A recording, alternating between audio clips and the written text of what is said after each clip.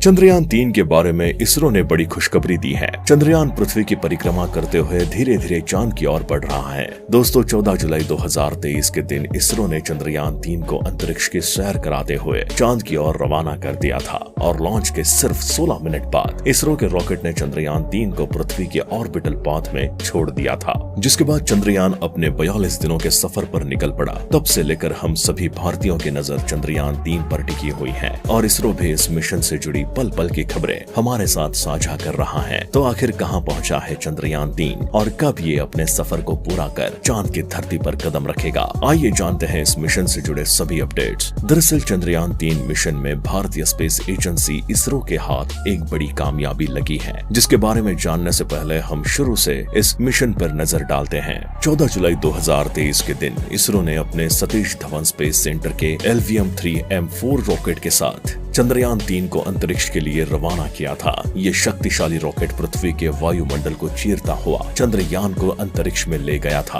और फिर इस चंद्रयान 3 को निर्धारित ऑर्बिट में छोड़ दिया था। अगला दिन यानी 15 जुलाई चंद्रयान 3 के लिए बहुत महत्वपूर्ण था, क्योंकि इस दिन इसरो के वैज्ञानिक चंद्रयान 3 का इंजन ऑन करके पहली अर्थ बाउंड फायरिंग को अंजाम देने वाले थे। उस दिन इसरो ने बताया था कि चंद्रयान 3 को अपनी कक्षा में आगे बढ़ाने का पहला चरण सफलतापूर्वक पूर्ण हो गया है। साथ ही उन्होंने ये भी बताया कि अंतरिक्ष यान बिल्कुल सही स्थिति में है और वो अपनी कक्षा में बिल्कुल सही रास्ते पर आगे बढ़ रहा है। अब आगे की अपडेट जानने से पहले हम सरल भाषा में ये समझ लेते हैं कि आखिर चंद्रयान 3 किस पाथ पर ट्रेवल करता हुआ चांद की तरफ जाएगा और ये अर्थ बाउंड फायरिंग होती क्या है। तो बता दें कि चंद्रयान 3 को चांद तक भेजने के लिए इसरो ने एक एलिप्टिकल यानी अंडाकार रास्ता चुना है, जिस पर चलते हुए चंद्रयान पहले पृथ्वी के 5 चक्कर लगाएगा, जिन्हें अर्थ बाउंड फायरिंग कहा जाता है। इस तरह चंद्रयान 3 में 5 बार अर्थ बाउंड फायरिंग की जाएगी, जिसके बाद छठी बार इसके इंजन को कुछ समय के लिए ऑन रखकर इसे धरती के गुरुत्वाकर्षण सीमा से बाहर भेज दिया जाएगा। फिर आगे बढ़ते चंद्रयान 3 चांद के पास पहुंचेगा, जहां चांद का गुरुत्वाकर्षण इसे अपनी ओर खींचने लगेगा और फिर ये चांद के चक्कर लगाते हुए इसके और नजदीक पहुंच जाएगा और फिर ये चांद की सतह से 100 किलोमीटर ऊंचाई की कक्षा में लगातार घूमता रहेगा, जहां से इसके चंद्रमा पर लैंडिंग की शुरुआत होगी। चलिए अब बात चंद्रयान 3 मिशन की अगली अपडेट की करते हैं। 17 जुलाई के दिन इसरो ने बताया कि उन्होंने चंद्रयान 3 की दूसरी अर्थ बाउंड फायरिंग भी पूरी कर ली है। इसका second orbit raising manual complete कर लिया है, जो 41,603 किलोमीटर इंटू 226 किलोमीटर की कक्षा है। और 20 जुलाई के दिन इसरो ने चंद्रयान 3 मिशन को लेकर एक जानकारी दी, जहां इसरो ने चंद्रयान 3 की अपनी कक्षा में आगे बढ़ाने का तीसरा चरण भी सफलतापूर्वक पूरा कर लिया।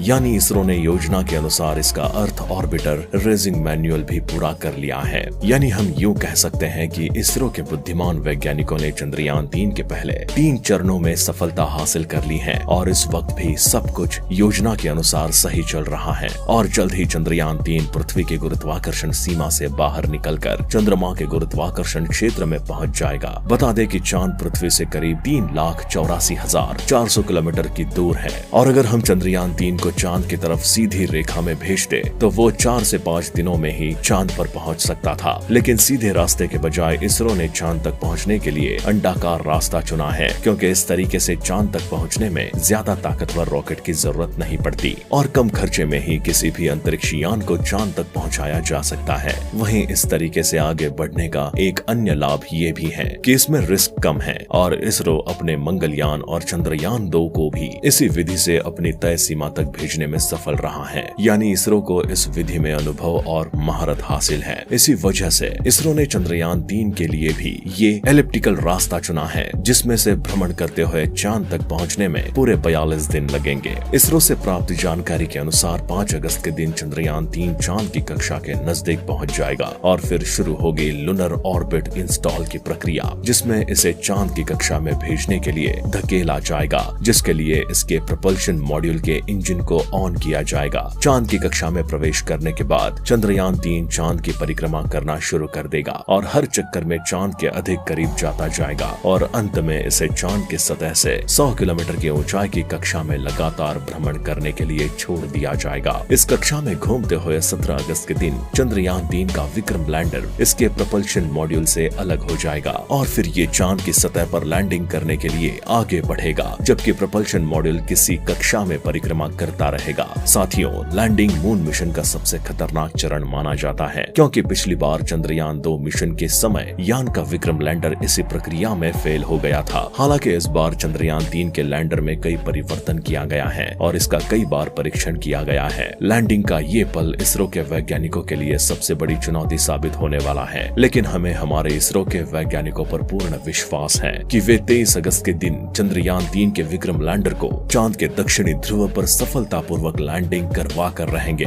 दोस्तों, चंद्रयान 3 के लैंडिंग के लिए चांद का दक्षिणी ध्रुव इसलिए चुना गया है क्योंकि ये उत्तरी ध्रुव की तुलना में काफी बड़ा है और विश्व के किसी भी स्पेस एजेंसी ने अब तक चांद के दक्षिणी ध्रुव में लैंडिंग नहीं की है। इसलिए इसरो चांद के इस हिस्से में मौजूद जानकारी की खोज करने जा रहा है। दक्षिणी ध्रुव के आसपास छाया वाले क्षेत्रों में पानी की मौजूदगी की बहुत अधिक संभावना है, क्योंकि चंद्रमा के इस हिस्से में कई ऐसे बड़े गड्ढे हैं जहां करोड़ों सालों से सूर्य प्रकाश नहीं पहुंचा है। ऐसे में यहाँ जमी हुई बर्फ के रूप में कम से कम 100 मिलियन टन पानी हो सकता है। इसके अलावा चंद्रमा के दक्षिणी ध्रुव में hydrogen, ammonia, methane, sodium, mercury और सिल्वर जैसे मूल्यवान संसाधनों का खजाना भी हो सकता है, जो हमारे तब काम आएगा जब हम अंतरिक्ष में मानव बस्ती बसाने के लिए आगे बढ़ेंगे। आजकल दुनिया भर के वैज्ञानिक चांद और मंगल पर मानव बस्ती बसाने अन्वेषण कर रहे हैं। ऐसे में अगर चांद और मंगल पर जरूरी संसाधन मिल जाए तो मनुष्य के लिए वहां बस्ती बसाना सरल हो जाएगा। इस रिसर्च के लिए चंद्रयान 3 के विक्रम लैंडर पर कई उपकरण लगाए गए हैं। साथ ही इसके साथ प्रज्ञान रोवर भी भेज दिया गया है, जो लैंडर से उतरकर चांद की सतह पर भ्रमण करेगा और डेटा कलेक्ट करके विक्रम तक भेजेगा। इसके बाद विक्रम ये जानकारी चांद की कक्षा में घूम रहे चंद्रयान 2 के लैंडर के द्वारा भारत में बैठे इसरो की टीम तक भेजेगा। इस तरीके से चांद का गहराई से अध्ययन किया जाएगा। इसके लिए इस मिशन की अवधि 1 लूनर दिन रखी गई है। अब आप सोचेंगे कि सिर्फ एक दिन में कितना डेटा कलेक्ट होगा, तो हम आपको बता दें कि 1 लूनर दिन पृथ्वी के 14 दिनों के बराबर होता है।